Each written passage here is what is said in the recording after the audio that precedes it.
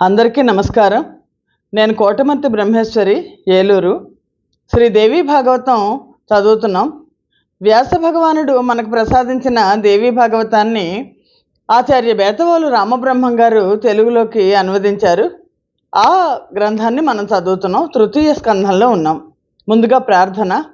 శ్రీమాత్రే నమః. శుక్లాంబరధరం విష్ణుం శశివర్ణం చతుర్భుజం ప్రసన్నవదనం ధ్యాయేత్ సర్వవిఘ్నోపశాంతయే. శ్రీవిద్యాం జగతాంధాత్రీం సర్గస్థితిలయేశ్వరీం నమామి లలితాం నిత్యాం మహాత్రిపురసుందరీం. కృష్ణాయ వాసుదేవాయ దేవకీ నందనాయ చ నందగోపకుమారాయ గోవిందాయ నమో నమః. నమోస్తుతే వ్యాస విశాల బుద్ధే పుల్లారవిందాయత పత్రనేత్ర ఏన త్వయా భారత తైలపూర్ణః ప్రజ్వాలితో జ్ఞానమయ ప్రదీపః. శ్రీమాత్రే నమః. నైమిసారణ్యంలో సౌనకాది మహర్షులకు సూత మహాముని శ్రీదేవి భాగవత గాథను తెలియజేస్తున్నారు. నారద మహర్షికి బ్రహ్మదేవుడు గుణాలను గురించి, సత్వరజస్తమో గుణాలు ఎలా పనిచేస్తాయి అన్నది తెలియజేశారు. జనమేజయుడికి వ్యాస భగవానుడు మనశ్శాంతి రావడం కోసం దేవీ భాగవతాన్ని నువ్వు విను అని చెప్పి దేవీ భాగవతాన్ని గురించి తెలియజేస్తున్నారు. అలా తెలియజేస్తున్న వ్యాస మహర్షి తెలియజేస్తున్న దేవీ భాగవతంలో సత్యవ్రత కథ గురించి వ్యాస మహర్షి చెప్పారు. వెంటనే జనమేజయుడికి అనుమానం వచ్చింది, సత్యవ్రతుడు ఎవరు అని. దానికి వ్యాస మహర్షి చెప్పడం మొదలెట్టారు. వ్యాస మహర్షి జనమేజయుడికి చెప్తున్న వివరాలన్నీ కూడా నైమిసారణ్యంలో సౌనకాది మహర్షులకు సూత మహాముని తెలియజేస్తున్నారు. వ్యాస మహర్షి చెప్తున్నారు, వెనకడికి సత్యవ్రతుడు అనే బ్రాహ్మణుడు ఉన్నాడు.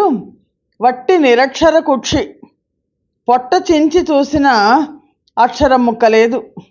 పైగా పరమ మూర్ఖుడు. ఒక రోజున ఒక అక్షరం నేర్చుకున్నాడు. బాణం దెబ్బతిన్న పంది భీకరంగా అని అరుస్తుంటే విని ఆ ధ్వని సంపుటిని అభ్యసించాడు. ఒక నిరంతర అదే ఉచ్చారణ, అదే మననం, లక్షలు కోట్లుగా జపం సాగింది. బిందురహితమైన బీజాక్షరం దయామయి జగన్మాత సంతోషించి అతన్ని కవిరాజును చేసింది అని వ్యాస భగవానుడు చెప్పారు. వెంటనే మనకి వచ్చిన సందేహం లాగానే జనమేజయుడికి సందేహం వచ్చింది. సత్యవ్రతుడి ప్రస్తావనతో జనమేజయుడిలో ఉత్కుంఠ రేకింది. ఎవరి సత్యవ్రతుడు? ఏ దేశం వాడు? తల్లిదండ్రులు ఎవరు? తల్లిదండ్రులు ఇతను ఆ శబ్దం ఎలా విన్నాడు? ఎలా ఉచ్చరించాడు? ఎలాంటి సిద్ధి సత్యవ్రతుడికి కలిగింది? అమ్మవారు ఎందుకు సంతోషించింది? ఈ మనోహరమైన కథను దయచేసి నాకు సవిస్తరంగా చెప్పండి అని వ్యాస భగవాను అర్థించాడు. సౌనకాది మహర్షులారా సూత మహాముని చెప్తున్నారు. అప్పుడు వ్యాస మహర్షి చెప్పడం ప్రారంభించారు. ఇప్పుడు మీరు నన్ను అడిగినట్టు జనమేజయుడు అడిగారు వ్యాస మహర్షిని. వ్యాస మహర్షి ఆ గాథ మొత్తాన్ని, రసవద్గాథ మొత్తాన్ని కూడా మృదువుగా జనమేజయుడికి వినిపించారు. జనమేజయ, వ్యాస మహర్షి చెప్తున్నారు, ఒకసారి నేను శుచిగా తీర్థయాత్రలు చేస్తూ పరమ పావనమైన నైమిసారణ్యం చేరుకున్నాను. అక్కడున్న మహామునీశ్వరులందరినీ దర్శించాను. వాళ్ళంతా కూడా జీవన్ముక్తులు, తపోవ్రత నియమాలతో దీక్షగా జీవితాలు గడుపుతున్నవారు. నా రాక వారికి చాలా ఆనందాన్ని కలిగించింది. కుశల ప్రశ్నాలు వేశారు. అంతా అయ్యాక పారమార్థిక గోష్ఠి జరుగుతోంది. అప్పుడు జమదగ్ని మహర్షి యథాలాభంగా ఒక సందేహం వెలుబుచ్చారు. పెద్దలు మీరంతా ఉన్నారు కదా, తీరుస్తారు కానీ నేను అడుగుతున్నాను అని ప్రారంభించారు. జమదగ్ని మహర్షి ఇలా అడిగారు. ఏమని అడిగారంటే, మహర్షులారా, త్రిమూర్తులందరూ ఉన్నారు కదా, అష్టదిక్పాలకులు, అశ్వని దేవతలు, సూర్యచంద్రులు, షడానన గజాననులు, ఇంకా చాలామంది దేవతలు ఉన్నారు కదా, వీళ్ళల్లో అత్యంత ఆరాధనీయుడు ఎవరు? సుఖంగా సేవించి కోరికలన్నీ తీర్చుకోవాలంటే ఎవరిని ఆరాధించాలి? తేలికగా సంతోషించి అనుగ్రహించే వాళ్ళు ఎవరున్నారు? ఎవరా అని నాకు సందేహం. మీరంతా ఆలోచించి నాకు విషయం తేల్చి చెప్పండి అని జమదగ్ని మహర్షి అడిగారు. సాధారణంగా మహర్షులు ఎందుకు అడుగుతారంటే వాళ్ళ కోసం అడగరు, మన కోసం అడుగుతారు. అప్పుడు లోమస మహర్షి ఆయన కల్పించుకొని సమాధానం చెప్పారు. జమదగ్ని మహర్షి, మీ ప్రశ్నకు నేను సమాధానం చెప్తాను. అదేమంత గడ్డు సమస్య కాదు. శుభాలు పొందాలి అని కోరుకునే వాళ్ళందరికీ అత్యంత ఆరాధనీయురాలు ఆది పరాశక్తి మాత్రమే. ఆద్య పరాప్రకృతి, సర్వగా అంతా వ్యాపించేది, సర్వదా అన్నీ ఇచ్చేది శివ శుభస్వరూపిణి. దేవానాంజనని శైవ బ్రహ్మాదీనాం మహాత్మనాం ఆది ప్రకృతిర్మూలం స సంసార పాదపశ్యవై. లోమస మహర్షి చెప్తున్నారు, త్రిమూర్తులకే కాదు సకల దేవతలకు కూడా కన్న తల్లి ఆది పరాశక్తి. సంసార వృక్షానికి, ఈ సంసారం అనే విశ్వానికి ఆది ప్రకృతి మూలం. ఆవిడ నువ్వన్నట్టు సుఖసేవ్య, ఆసు సంతోషం అంటే వెంటనే సంతోషించే తల్లి. తలుచుకున్న ఉచ్చరించిన కోరికలన్నీ కూడా తీర్చి వెంటనే అనుగ్రహించే తల్లి. దయార్ద్ర చిత్తంతో ఎప్పుడు వరదానానికి సిద్ధమా అన్నట్లు ఉంటుంది. ఇది నేనండం కాదు, దీనికి సాక్ష్యం ఉంది. ప్రత్యక్షంగా జరిగిన ఒక ఇతిహాసం మీకు చెప్తాను. నామ అక్షరాన్ని ఉచ్చరించినంత మాత్రాన వాంఛితార్థ సిద్ధిని పొందిన ఒక బ్రాహ్మడి కథని నాకు తెలిసింది, నేను ఎరిగింది, ప్రత్యక్షంగా జరిగింది చెప్తాను వినండి అని లోమస మహర్షి చెప్పాడు. కోసల దేశంలో దేవదత్తుడు అనే ఒక విప్రుడు ఉన్నాడు, ఒక బ్రాహ్మణుడు ఉన్నాడు. ఆయన బహుశ్రుతుడు, అన్ని శృతులు నేర్చుకున్నవాడు, వేదాంతవేత్త. అయితే అతనికి సంతానం లేదు. సంతానం రావడానికి ఏం చేయాలి అంటే యజ్ఞం చేయమని చెప్పారు. విధిపూర్వకంగా ఒక ఇష్టి పుత్రకామేష్టి యాగం చేద్దామని మొదలుపెట్టాడు. తమసా నది తీరంలో మండపం నిర్మించాడు. మొత్తం యాజ్ఞికులందరినీ ఆహ్వానించాడు. అగ్నిని స్థాపించారు. పుత్రకామేష్టిని యథావిధిగా శ్రద్ధాభక్తులతో నిర్వహించాడు. సుహోత్రుడు బ్రహ్మగా ఉన్నాడు. యాజ్ఞవల్క్య మహర్షి ఆధ్వర్యుడిగా ఉన్నాడు. బృహస్పతి మహర్షి హోతగా ఉన్నాడు. పైలుడు ప్రస్తోతగా ఉన్నాడు. గోభిలుడు ఉద్గాత. తక్కిన మహామునులందరూ సభ్యులుగా ఈ యజ్ఞం సాగింది. అందరికీ భూరి దక్షిణలు ఇచ్చాడు ఈ దేవవ్రతుడు. ఉద్గాత అంటే వేదం చదివేవాళ్ళు ఉన్న గోభిలుడు సామవేదంలో దిట్ట. ఆయన యజ్ఞ పరిసమాప్తిలో సామవేదాన్ని అందరూ కూడా ఇచ్చేస్తారు, దాన్ని పాడతారు. యజ్ఞ పరిసమాప్తిలో సప్తస్వర సమన్వితంగా రథాంతరాన్ని, సామవేద మంత్రాన్ని గానం చేశాడు ఈ గోభిలుడు. కానీ ఆ సందర్భంలో మాటిమాటికి ఊపిరి బిగబట్టడంలో, ఊపిరి పైకి పీల్చడం మళ్ళీ వదలడంలో ఒక చోట పొరపాటున స్వరభంగం అయింది. యజమాని కదా, దేవదత్తుడికి కోపం వచ్చింది. దేవదత్తుడికి కూడా ఏది ఎలా చదవాలో చక్కగా తెలుసు. కోపం వచ్చింది. కామ్యకర్మ, ఓ కోరిక కోసం నేను పుత్రార్థినై యజ్ఞం చేస్తుంటే మునిముఖ్యుడు అయ్యుండి కూడా స్వరభంగం చేశావు, మూర్ఖుడా అని నిందించాడు. గోభిలుడికి కోపం వచ్చింది, ఇద్దరికి కోపం వచ్చింది. నువ్వు నన్ను నిందించావు మూర్ఖుడా అని, నీకు మాటలు రాని మూర్ఖుడు పుడతాడులే పో అన్నాడు. శపించాడు. మూర్ఖస్తే భవితా పుత్ర శఠ శబ్ద వివర్జిత అని శపించాడు. శ్వాసను నియంత్రించడం, దీర్ఘంగా గుక్కపట్టడం అన్ని వేళలా అంత తేలికైన పని కాదు. అందుకనే వేదం చదివేవాళ్ళు పొద్దున్నే ఏమి తినకుండా కూర్చుంటారు. ఎందుకంటే తింటే రెంపులు వస్తుంటాయి, లేదా శ్వాసను నియంత్రించడం కష్టం అవుతుంది. ఈ మాత్రం గ్రహించలేకపోయావా నువ్వు అని దేవవ్రతుడిని తెలిసి నిగ్రహించుకోలేకపోయావు. స్వరభాగంగా అయింది అంటే అది నా తప్ప, నేను కావాలని చేసిన పొరపాట కాదు, అనవసరంగా నిందించి ఆగ్రహం తెప్పించావు అంటూ గోభిలుడు మదనపడ్డాడు.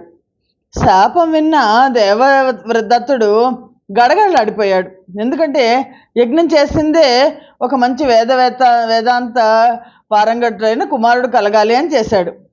యజ్ఞం అంతా నిష్ఫలమైపోయిందని గోడున విలపించాడు.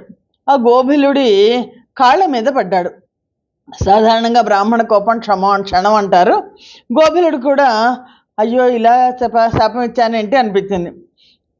దేవదత్తుడు ఏడుస్తున్నాడు. విప్రేంద్ర అన్యాయం, ఇది అన్యాయం. నేనేం పాపం చేశానని ఇంత శాపం ఇచ్చావు? నీ వంటి పెద్దలకు మహర్షులకు ఇంతటి క్రోధం తగునా? కోపం పట్టలేక యజ్ఞం నిష్ఫలమైపోయింది అని ఆ భయంతో మాట తూలాననుకో, ఆ చిన్న పొరపాటుకి శపించడం భావ్యమా? కొడుకులు లేరే అని అసలే కుమిలిపోతున్నాను నేను. నాకు మరింత దుఃఖం తెచ్చిపెట్టావు. మూర్ఖపుత్రుడి కంటే అపుత్రత్వం నయం అంటారు కదా. ఇలాగా వేద విధులు. అలాంటిది బ్రాహ్మణుడు మూర్ఖుడైతే అందరికీ నింద్యుడు. వాడి బతుకు పశువు కన్నా హీనం. మూర్ఖపుత్రాద పుత్రత్వం వరం వేద విదో విదుః తథాపి బ్రాహ్మణో మూర్ఖ సర్వేషాం నింద్య ఏవ హి. మూర్ఖపుత్రుడు పుట్టడం కంటే పుత్రుడు లేకుండా ఉండడం మంచిది. అందులో బ్రాహ్మణుడు కనుక మూర్ఖుడైతే మొత్తం సర్వులు కూడా నిందిస్తారు. ఇలా చేయదరిగింది ఏంటి అని ద్విజోత్తమ, నేనేం చేసుకోను మూర్ఖపుత్రుడితో? పూజార్హుడు కాదు. దానం చేసేవాళ్ళు ఎవరు మూర్ఖుడికి దానాలు ఇవ్వరు. నిత్య నైమిత్తిక కర్మలు చేయడానికి పనికిరాడు. వేదాధ్యయనానికి అసలే పనికిరాడు. మాట కూడా ఉండదంటున్నావు. వేదాధ్యయనానికి అర్హుడు కానీ విప్రుడు దేశంలో ఉండడం దేశానికి క్షేమం కాదు, రాజుకు కూడా క్షేమం కాదు. ఇప్పుడు చాలామంది ఉన్నారు వేదాధ్యయనం చేయని వాళ్ళు. దేవకార్యాలకు పనికిరాడు, పితృకార్యాలకు పనికిరాడు. ఏ కూలి పనో చేసుకోవాలి. అపండితుడికి ఆకలి తీర్చడానికి మించి ఏ దానము చేయకూడదు. అపండితుడు ఎవరైనా ఉంటే ఊరికే భోజనం పెట్టడమే తప్ప ఇంకే దానాలు చేయకూడదు. అలా చేస్తే దాత నరకానికి వెళ్ళిపోతాడు అని కొంతమంది అంటారు కదా. ఇలాంటి కొడుకు పుట్టి నాకు ఏం ప్రయోజనం? అపండితుల్ని పూజించే దేశం దేశమేనా? రాజు రాజేనా? అలాంటి దేశంలో నిజమైన పండితుడు ఎవడో నివసించడు కదా. నివసించడు. ఏం చేయమంటావు? మూర్ఖ ఎత్ర సుగర్విష్ట దానమాన పరిగ్రహై తస్మిన్ దేశేన వస్తవ్యం పండితేన కథంచన. పండితులు మూర్ఖులు ఉన్న చోట పండితులు ఉండరు అని గోభిల మూర్ఖ పుత్రవత్వం కంటే మరణం కంటే ఘోరం అది. రవ్వంత దయ చూపించు మహానుభావ, శాపాన్ని మళ్లించు, నన్ను ఉద్ధరించు. అలా ఉద్ధరించే శక్తి సామర్థ్యాలు నీకే ఉన్నాయి అని, ఇదిగో నీ కాళ్ళు మీద పడుతున్నాను, కాళ్ళు పట్టుకుంటున్నాను, నన్ను మన్నించు, దయచూడు అని ఆ గోభిలుడు కాళ్ళు పట్టుకున్నాడు దేవదత్తుడు. దేవదత్తుడు కన్నీరు పెట్టుకుంటుంటే దీనంగా ప్రార్థించేసరికి గోభిలుడు కరిగిపోయాడు. మహాత్ములు అంతే కదా, క్షణకాలం వాళ్ళ కోపం. పాపాత్ములైతే చాలా ఎక్కువ కాలం కోపం ఉంటుంది. అందుకనే క్షణకోపాహ మహంతో వైపాపిష్ఠాహ కల్పకోపనాహ స్వభావత అంటారు. నీళ్లు చల్లగా ఉంటాయి, వేడి తగిలితే చాలు ఇట్టే వేడెక్కుతాయి, నిప్పును తొలగిస్తే మళ్ళీ చల్లబడిపోతాయి. అలాగా బ్రాహ్మణులు కూడా కోపం వస్తుంది, మళ్ళీ కాసేపటికి చల్లబడిపోతారు, సహజ గుణం పొందుతారు. జలం స్వభావత శీతం పావకాతపయోగత ఉష్ణం భవతి తచ్రీఘ్రం ఘ్నం తద్వినా శిశిరం భవేత్. దేవదత్త, నీ కొడుకు మూర్ఖుడని బెంగపడకు. మూర్ఖుడుగా జన్మించిన వాడు పెద్దవాడయ్యాక విద్వాంసుడవుతాడు. భయపడకు, దుఃఖించకు, నీకు ఆనందాన్ని కలిగిస్తాడు అని గోభిలుడు వరం ఇచ్చాడు. గోభిలుడు అనుగ్రహించాడు. సరే, పుత్రకామేష్టి యాగం పూర్తయింది. బ్రాహ్మణులందరూ వీడ్కోలు తీసుకుని వెళ్ళిపోయారు. కొంతకాలానికి ఆ యజ్ఞం ఫలితంగా దేవదత్తుడి భార్య రోహిణీదేవి ఆవిడ గర్భవతి అయింది. గర్భధానపు పుంసవన సీమంతాదులన్నింటినీ శాస్త్రీయంగా జరిపించారు. ఇష్టి సఫలమైంది అని సంతోషించి బ్రాహ్మణులకు భూరి దానాలు ఇచ్చారు. ఒక మంచి రోజున శుభముహూర్తంలో రోహిణీ నక్షత్రయుక్త శుభలగ్నంలో రోహిణీదేవి ప్రసవించింది. చక్కటి అందమైన కుమారుడు జన్మించాడు. జాతకర్మలన్నీ నిర్వహించి కొడుకుకి ఉతధ్యుడు అని నామకరణం చేశాడు దేవదత్తుడు. ఉతధ్యుడు అని 8వ ఏట ఉపనయనం జరిపించాడు. వేదం నేర్పుదాము అనుకున్నాడు. వేదం నేర్పుదామని ఆరంభిస్తే ఈ ఉతధ్యుడు అమాయకంగా తెంగరమొహంతో కూర్చున్నాడు తప్ప ఒక్క అక్షరం కూడా పలకడం లేదు. దేవదత్తుడు చాలా రకాలుగా ప్రయత్నించాడు. కొడుకు నోట పలుకు లేదు. తండ్రి చాలా దుఃఖించాడు. పట్టు వదలకుండా వేదం వినిపిస్తూనే ఉన్నాడు. ఎందుకంటే వింటే వస్తుంది, వింటుంటే వస్తుంది. అందుకని అలా పట్టు వదలకుండా రోజు వేదం వినిపిస్తున్నాడు, నేర్పుతూనే ఉన్నాడు. ఈ ఉతజ్జుడికి 12 ఏళ్ళు వచ్చాయి. సంధ్యావందనమైనా రాలేదు. ఉతజ్జుడు మూర్ఖుడు అనే వార్త మొత్తం సమాజం అంతా వ్యాపించేసింది. ఎక్కడికి వెళ్తే అక్కడ అందరూ పరిహాసం చేస్తున్నారు. కనిపించిన చోటల్లా ఆట పట్టేస్తున్నారు. ఇదిగో వీడు మూర్ఖుడు, వీడు మూర్ఖుడు, వీడికి చదువు రాదు అని. అంతే కదా, మూర్ఖులను అలాగే ఆట పట్టేస్తారు అని. దేవదత్తుడు కుమారుడు మూర్ఖుడు అంటూ విరగబడి నవ్వుతున్నారు. రోహిణి, దేవదత్తులు వీళ్ళిద్దరికీ కూడా ఉక్రోషం, ఆ ఉతజ్జుడి గురించి చాలా ఉక్రోషం వచ్చింది. కొడుకుని తిట్టారు, కొట్టారు. ఏం చేస్తాడు, వాడికి నోట మాటలేదు, వాడికి తెలివితేటలు లేవు. కుంటో గుడ్డో అయినా బాగుండేది, అందరూ జాలి పడతారు. మూర్ఖుడివి దాపురించావు, మనిషివి చూస్తే ఎంత ఉన్నావు నువ్వు మా ప్రాణానికి అని అనుక్షణం విసుక్కుంటున్నారు, చేదరించుకుంటున్నారు. దాంతో బంధుమిత్రులందరూ కూడా పరిహసిస్తున్నారు. బంధుమిత్రులు పరిహసిస్తే ఈ ఉతజ్జుడు ఓర్చుకున్నాడు ఎలాగోలా.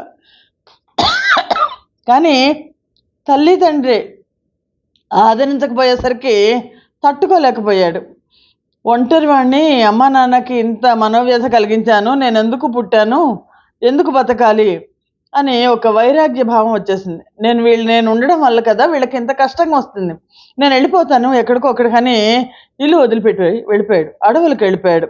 నిందితోథ జనైకామం పితృభ్యామథ బాంధవై వైరాగ్యమగమద్విప్రో జగామవనమప్యసౌ. అరణ్యాలకు వెళ్ళిపోయాడు. గంగా తీరంలో ఒక అందమైన ప్రదేశం కనిపించింది, ఒక అందమైన అరణ్యం కనిపించింది. అక్కడ ఒక చిన్న ఇల్లు కట్టుకున్నాడు, పర్ణశాల నిర్మించుకున్నాడు. వన్యవృత్తి అంటే అడవుల్లో ఉండడం. అడవుల్లో ఉంటే ఏముంటుంది, మామూలు జీవితం ఉండదు కదా, అక్కడ ఏది దొరికితే అది తింటారు. ఆ వన్యవృత్తిని సంకల్పించి స్వీకరించాడు. దానంతట దానిగా ఏ చెట్టు నుంచో ఏ పండో పడితే, ఏ కాయో దొరికితే దాన్ని తింటూ జీవయాత్ర గడిస్తున్నాడు. మాట లేదు, ఎవరితోనూ మాట్లాడేది లేదు, చుట్టూ మనుషులు లేరు. భగవద్గీతలో చెప్పినట్టు ఎవ్వరూ లేని చోట ఉంటారు ఈ స్థితప్రజ్ఞులు అని. అలా ఎవ్వరూ లేని చోట ఉన్నాడు, మాట అనేది లేదు, అలా కూర్చుని ఉంటున్నాడు అంతే. ఏదైనా దొరికితే తింటున్నాడు. సత్యవ్రత దీక్ష, అందుకని సత్యవ్రతుడు అన్నారు. సత్యవ్రత దీక్ష స్వీకరించినట్లయింది. సడలని బ్రహ్మచర్యం ఉంది, పెళ్ళవలేదు కదా, అలాగే ఉంటున్నాడు. ఆ చుట్టుపక్కల వాళ్ళందరూ వస్తున్నారు, చూస్తున్నారు. వీడెవడో మహాయోగి, ఎందుకంటే ఎవరితోనూ మాట్లాడు, నిరంతరం అలా కూర్చుని ఉంటాడు అని అనుకున్నారు అని వ్యాసభగవానుడు చెప్పారు. వ్యాసభగవానుడు కూడా లోమస మహర్షి చెప్తే దాన్ని చూసి వ్యాసభగవానుడు కూడా ఆనందిస్తున్నారు. సౌనకాది మహాములారా, వ్యాస మహర్షి కూడా శ్రద్ధగా ఆలకిస్తున్నారు. లోమసుడు అనంతరం కథ కొనసాగించాడు. ఉతజ్జుడికి వాడు పోనీ రోజు ఏమన్నా చేస్తున్నాడు అంటే వాడికి ఓ మంత్రం వచ్చా, మంత్రం రాదు, ఓ మంత్రం లేదు, ఓ జపం లేదు, గాయత్రి లేదు, సంధ్యావందనం లేదు. పద్మాసనం వేసుకోవడం వచ్చా, రాదు. ప్రాణాయామం ఉందా, లేదు. సమిధలు లేవు, హోమాలు లేవు, ఏమీ లేవు. ఉదయాన్నే లేస్తాడు, దంతధావనం చేసుకుంటాడు, అమంత్రకంగా కాకి మునిగినట్టు గంగలో మునుగుతున్నాడు. ఆకలి వేసినప్పుడు అప్రయత్నంగా ఏదో ఒకటి అమరింది తింటున్నాడు. పర్ణశాలలో కూర్చుంటున్నాడు. ఉలకడు, పలకడు, పేరు అడిగినా ఎవరు చెప్పలేడు కదా. చూసిన వాళ్ళు అనుకున్నారు ఇతను ఏదో గొప్ప మౌన తపస్సు చేస్తున్నాడు అనుకున్నారు. సత్య తపస్సుడు అని పేరు పెట్టారు. ఎవరికి ఏ ఇబ్బంది కలిగించడం లేదు, నిర్భయంగా సంచరిస్తున్నాడు, సుఖంగా నిద్రపోతున్నాడు, భయం లేదు.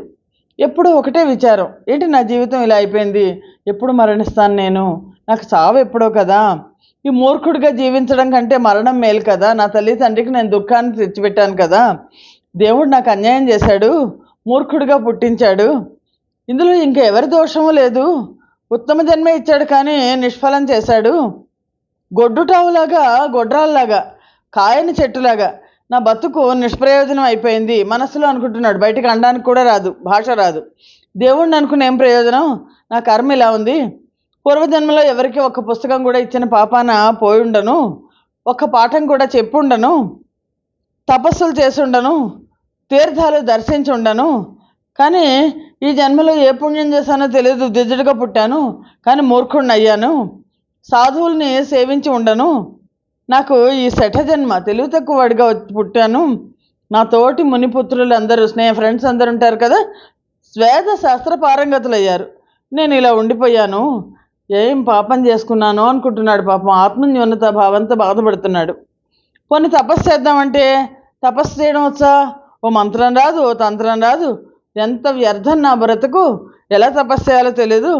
ఒక్క ముక్క అబ్బి ఉంటే సాధించగలిగి ఉండేవాడిని కదా. ఇప్పుడు ఏది దారి, ఏం చెయ్యాలి అనుకున్నాడు. అనుకున్నా అంతా నా భ్రమగానే, చదువు ఉంటే మాత్రం అన్నీ సమకూరుతాయా? దైవం అనుకూలించాలి. దైవం అనుకూలించకపోతే పౌరుషం పనిచేస్తుందా? శ్రమ ఫలిస్తుందా? అనుకూలిస్తే పురుషకారంతో పని ఉందా? దైవ బలమే బలం. అది ఉంటే అన్నీ ఉన్నట్టే. సో భగవంతుడే నాకు ఎప్పుడో ఒకప్పుడు మేలు చేయాలి అనుకున్నాడు. దైవమేవ పరం మన్యే దిక్పౌరుషమనర్థకం వృథా శ్రమ కృతం కార్యం దైవాద్భవతి సర్వథా బ్రహ్మా విష్ణుశ్చ రుద్రశ్చ శుక్రాద్యాః కిల దేవతాః కాలస్య వసగాః సర్వే కాలో హి దురతిక్రమః. బ్రహ్మ విష్ణు మహేశ్వరులు, ఇంద్రాది దేవతలు అందరూ కూడా దైవ స్వరూపమైన కాలానికి వశవర్తులు కదా. కాలాన్ని ఎవరు తప్పించుకోలేరు. అది బలీయం, అది దురతిక్రమం. పగలు రేయి మెళకువగా ఉన్నంతసేపు ఇలాగే రకరకాలుగా ఆలోచించుకుంటూ ఉండేవాడు. విరక్తుడై శాంతుడై కాలం గలుపుతున్నాడు. దేని మీద ఇష్టం లేదు. ఉతజ్జుడు పావన గంగా తీరాన పర్ణశాలలో ఒంటరిగా 14 సంవత్సరాలు అలా ఉన్నాడు. సుదీర్ఘంగా గడిచిపోయింది. ఒక రోజున ఒక వేటగాడు ఏం చేశాడంటే క్రూర మృగాలను వేటాడుతూ పర్ణశాల వైపు వచ్చాడు. అతని ఆకారం భయంకరంగా ఉంది. జంతువులను చంపడంలో మంచి నేర్పరి. ఎక్కుపెట్టిన ధనుర్బాణాలతో వచ్చాడు. ఒక అడవి పందిని తరుముకుంటూ వచ్చాడు. ఒక్క ఉదుటున బాణం విడిచాడు. ఆ బాణం పందికి తగిలింది. గాఢంగా గుచ్చుకుంది. ఆ పంది ప్రాణాలు విలవిలవిలవిలాడిపోయాయి. భయపడిపోయింది. తప్పించుకుని పారిపోయే ప్రయత్నంలో అటు ఇటు పరుగు తీసింది. నెత్తురు ఒడుకుంటూ ఈ పర్ణశాల ఉతజ్జుడి పర్ణశాల లోపలికి చొరబడింది. ఉతజ్జుడు చూశాడు. ప్రాణాలు కడబట్టిన దాని దయనీయమైన స్థితిని చూశాడు. రక్షణ కోసం దాని ఆరాటం చూశాడు. చలించిపోయాడు. గమనించాడు. కరిగిపోయాడు. అయ్యో పాపం ప్రాణాల కోసం అది పరిగెడుతోంది అని మనస్సు దయార్ద్రం అయిపోయింది.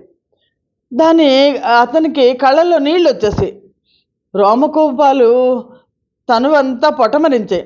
సర్వాంగాల్లోనూ ఒక జ్వరం వచ్చినట్టు అయింది. ఆవేశంలాగా, ఒక ఉన్మాదంలాగా, ఓ పూనకంలాగా గుండెలో దయారసం వచ్చేసింది. ఏకోన్ముఖంగా పొంగులు వారింది. అలాంటప్పుడు ఆ పంది అన్నదో మరి ఇతని నోటి నుంచి వచ్చిందో తెలియదు, ఒక బీజాక్షరం నోటి నుంచి వచ్చేసింది ఉతజ్జుడికి. అని అని అది పంది అందో అది విని ఇతను అయ్యి అన్నాడో తెలీదు. ఇతని నోటి నుంచి వచ్చింది.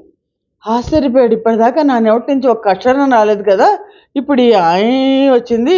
పోనీ ఐం కూడా కాదు, బీజం కూడా లేదు, వచ్చింది అని చెప్పేసి ఆశ్చర్యపోయాడు. అంటే ఈ స్థితిలో ఎలాంటి స్థితిలో ఉన్నాడు? ఒక ఉన్మాద స్థితిలో ఉన్నాడు, పూనకంలో ఉన్నాడు. ఎప్పుడు వినని ధ్వని అది. దాంతో మాటలేరాని తన నోటి నుంచి ఈ శబ్దం వచ్చింది అని సంభ్రమాశ్చర్యాలకు లోనయ్యి ఆనందమో దుఃఖమో తెలీదు, ఉక్కిరి బిక్కిరి అయిపోయాడు. దైవ ఘటన అనుకున్నాడు. మళ్ళా అదే మంత్రాన్ని అంటున్నాడు, జపిస్తున్నాడు. సారస్వత బీజాక్షరము ఆ మంత్రం అన్న సంగతి తెలీదు. ఒక శోకం, ఆ పందికి దెబ్బ తగిలిందనే శోక తన్మయ అవస్థలో మునిగిపోయి ఉన్నాడు. అజ్ఞాతపూర్వంచ తథాశ్రుతంచ దైవాన్ముఖే వై సముపాగతంచ నజ్ఞాతవాన్ బీజమసౌ విమూఢో మమగ్న శోకే సమునిర్మహాత్మా. ఆ క్షణంలో ఉతజ్జుడు మహాత్ముడైపోయాడు. ఆ ప్రాంగణంలో జరపడిన పందికి బయటికి పోయే దారి కనిపించలేదు. దట్టంగా ఉన్న ఒక పొదలో దూరు దాక్కుంది. ప్రాణభయం. చప్పుడు చేయకుండా ఊపిరి బిగబట్టి అది అలా పడుకుంది. ఈ లోపల ఈ వేటగాడు, బాణం వేసిన వేటగాడు ఉన్నాడు కదా, నిషాదుడు వచ్చేసాడు. నల్లటి దేహం, ఎర్రటి కళ్ళు, యమకింకరుల్లా ఉన్నాడు. పందిని వెతుక్కుంటూ వచ్చాడు. మునికి ఉతజ్జుడిని చూడంగానే మునీశ్వరుడు కదా నమస్కరించాడు. పంది ఎటుపోయిందో చెప్పమన్నాడు. నా కుటుంబం ఆకలి తెచ్చాలి, పోషించాలి. బ్రహ్మదేవుడు నాకు ఈ వృత్తిని జీవనోపాధిగా ఇచ్చాడు. నిజం చెప్తున్నాను, నువ్వు కూడా నిజం చెప్పు. నా పంది ఎట్టిపోయింది, నేను బాణం వేసి కొట్టాను, ఇటే వచ్చింది, నువ్వు చూసుంటావు, దానికి నా బాణం తగిలింది అన్నాడు. ఉతజ్జుడికి వితర్కంలో పడింది. చెప్పాలా చెప్పకూడదా? చెప్పితే వాడు తీసుకెళ్ళి ఆ పందిని కాస్త నరికేస్తాడు, ఆ పాపం ఎవరికి చుట్టుకుంటుంది? నాకే చుట్టుకుంటుంది. చెప్పకపోతే అబద్ధం చెప్పినట్లు అవుతుంది. వీడేమో ఆకలి మీద ఉన్నాడు, ఈ నిషాదుడు అడుగుతున్నాడు, పొదవైపు పన్ను చూపిద్దానంటే పందిని చంపేస్తాడు, చూపించకపోతే తెలియదు అన్న అసత్యం అవుతుంది. ధర్మ సంకటంలో పడ్డాను ఎలాగా అనుకున్నాడు. ఆలోచించాడు. ఎప్పుడో విన్న పెద్దల మాటలు గుర్తొచ్చాయి. హింసకు దారి తీసేటైతే ఆ సత్యమైన సత్యం కాదు, దయాన్వితంగా అసత్యం చెప్పినా సత్యం అవుతుంది అన్నది గుర్తొచ్చింది. దాంతో నరులకు ఏది హితమో అదే సత్యం తప్ప మరొకటి కాదు అనుకున్నాడు.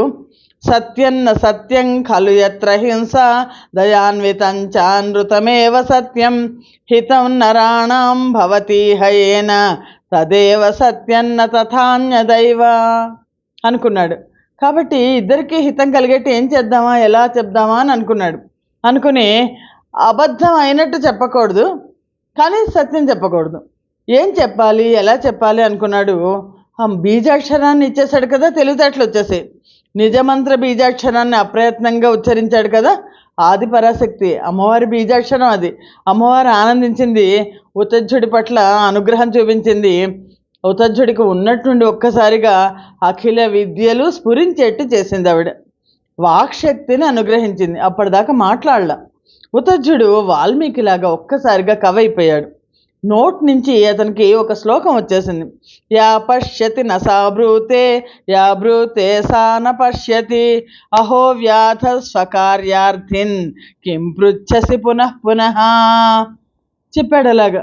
అయ్యో వ్యాధుడా, ఎందుకయ్యా ఇన్నిసార్లు పునః పునః మళ ఎందుకు అడుగుతావు? చూసేది కన్ను, దానికి చెప్పడం రాదు. చెప్పేది నోరు, నోరు చూడలేదు. కంటికి మాట లేదు, నోటికి చూపు లేదు. నేనేం చేయను చెప్పు? చూసింది చెప్పలేదు, చెప్పింది చూడలేదు, చెప్పేది చూడలేదు. వెళ్ళి ఇంకో ప్రయత్నం చేసుకోపో అన్నాడు. ఆకలి తెచ్చుకో, ఇంత అరణ్యం ఉంది అన్నాడు. ఇంకా వేటగాడు మహర్షి కదా, దండం పెట్టాడు. ఏం చేయలేక ఉతజ్జుడు చెప్పిన సమాధానానికి ఆ వ్యాధుడు మారు మాట్లాడకుండా ఎక్కడో ఉంటుందిలే అని చెప్పేసి వెళ్ళిపోయాడు. నిరాశతో నిష్క్రమించాడు. ఆ రోజు నుంచి ఉతజ్జుడు ప్రాచేతసుడు అంటే వాల్మీకి మహర్షిలాగా గొప్ప కవి అయ్యాడు. సత్యవ్రతుడు అనే పేరుతో జగత్ ప్రసిద్ధి పొందాడు.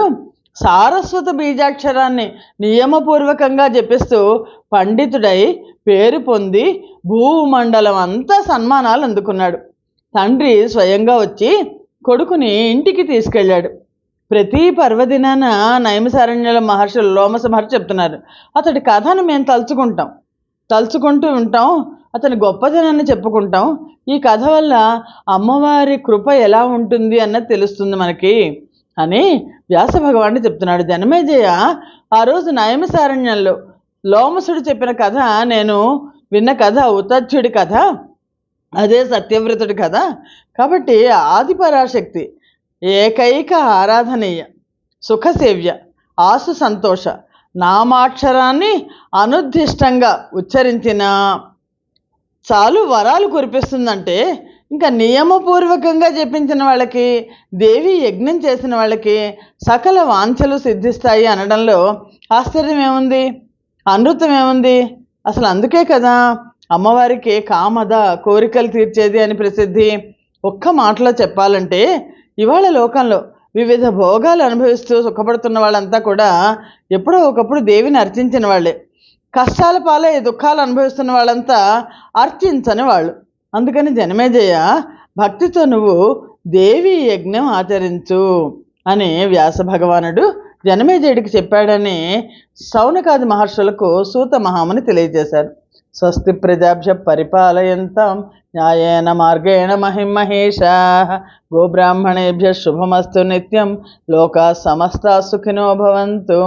యదక్షర పదభ్రష్టం మాత్రహీనంతే యద్భవేత్ తత్సర్వం క్షమ్యతాం దేవి నారాయణి నమోస్తుతే. శ్రీమాత్రే నమః. శ్రీమాత్రే నమః.